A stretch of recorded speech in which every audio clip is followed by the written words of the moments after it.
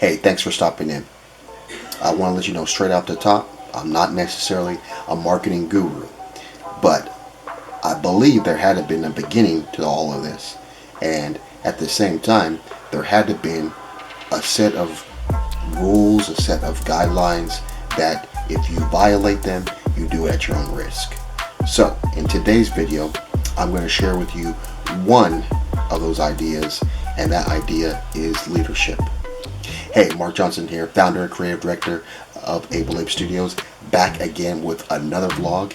And in today's vlog, like I mentioned, I'll be talking about the number one law in marketing, which is leadership.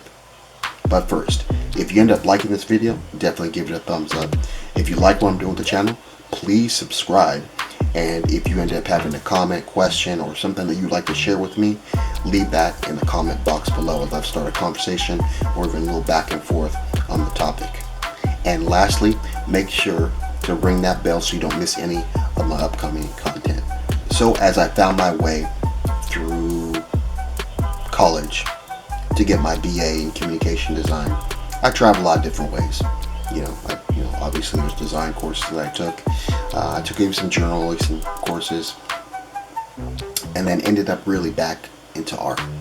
But that path gave me a good swath or a good, taste of everything, so that I understand how to self-promote myself. One of those tools that helped me get to this point was the 22 Immutable Laws of Marketing by Al Race and Jack Trout. It's a book that I've read and also have reviewed here on this channel. So what I'll do is I'll leave a link to that book review in the description box below, or you can just click here. And so, like I said, in today's piece, I'll be talking about one of those immutable laws, and that law is the law of leadership. So the first immutable law states this: it's better to be first than it is to be better. It's much easier to get into the mind first than try to convince someone you have a better product than the one that did get there first. So when I first read this, much like anything, it just doesn't necessarily sink in right away. So I kind of had to take, in a sense, multiple readings of it and just kind of think about it on it a little bit. And so what I realized is that it really does make sense. Here's an example. At one point, there had been no one who ever flew across the Atlantic Ocean. Okay, remember back in the day? But then the very first person to do it was Charles Lindbergh. Do you know who the second person was? Yeah, I didn't know who the second person was. The second person was Bert Hinkler. And for some reason, Bert Hinkler was also a better pilot than Charles Lindbergh. And I think he made the trip a lot faster, and I think he also made it expending less gas. So as much as Bert Hinkler was a better pilot, he didn't get into the hearts and the minds of the American people as much as Charles Lindbergh, who did it first. And this law applies to any product, any brand, in any category. So being first in the first product out in that direction, the first brand with that name or that kind of service, and in that category, usually will take the place in the consumer or the prospect's mind and hold that for forever. A few other examples to kind of help you understand this. Let's talk about magazines, okay? And I know this is kind of dated because the book is a little dated itself, but think about it this way. Time magazine came before Newsweek magazine. People magazine came before Us magazine. Playboy magazine came before Penthouse magazine. But which one we know more, right? We probably know more Time magazine. Probably know People magazine a lot more. And then we probably know Playboy a lot more than we know Penthouse. And whether or not the second one is better than the first, it doesn't really matter. It's because it was who got there first.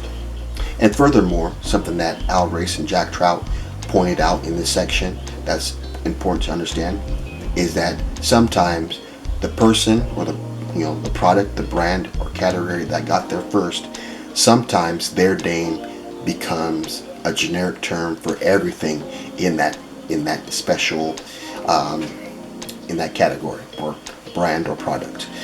For example, there was a time when Xerox copiers came out. They were the first. And as much as they were first, obviously there was other copiers that came. I think there was Rikon. I think there was Sharp. I think maybe Kodak was another brand that jumped in the copy game. But for some reason, people started calling all copiers Xerox copiers. Can I get a Xerox copy? And go into a print shop. Can I get a Xerox copy? And so that became a generic term for getting a copy, Xerox copy.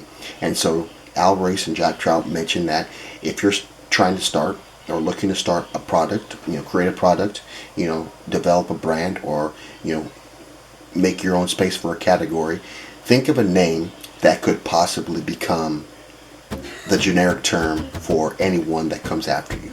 And in that way, again, you're solidifying your name into the prospect's mind that you were the first. So let's jump in and talk about a few more notable first that we wonder who may be second. Maybe you know, maybe you don't. So the first person to walk on the moon, that was Neil Armstrong. The first person to run a 4-minute mile, Roger Bannister. Our first American president, George Washington. Do we know who the second one is? Do you know who came in second place in any of those cases? See? So think about that. So my point here is this. As the law states, the first in a category is usually going to stick in the prospect or the customer's mind. So to be second in the prospect's mind, you are doomed to forever lay behind. So in a sense, if you're looking to create a product or a brand or a category, make sure that you're the first in it. Or do your best, your due diligence to be the first in it. So in that sense, you can stay top of mind in your prospect's mind. Being first is really, really meaningful. So again, I hope this video was been helpful to you in some way. And like I said, if you like this video, definitely give it a thumbs up. If you like what I'm doing with the channel, please subscribe. If you have a comment or something to share or something to question me about, definitely leave those comments in the comment box below. And lastly, if you want to be notified of upcoming videos, make sure to ring that bell so you will be notified. So again, hopefully this video has been helpful to you in some way, and if it has, I'm very happy. Let me know in the comment box below. And like we always do this time, have a blessed day. See you on the flip side. Let's go.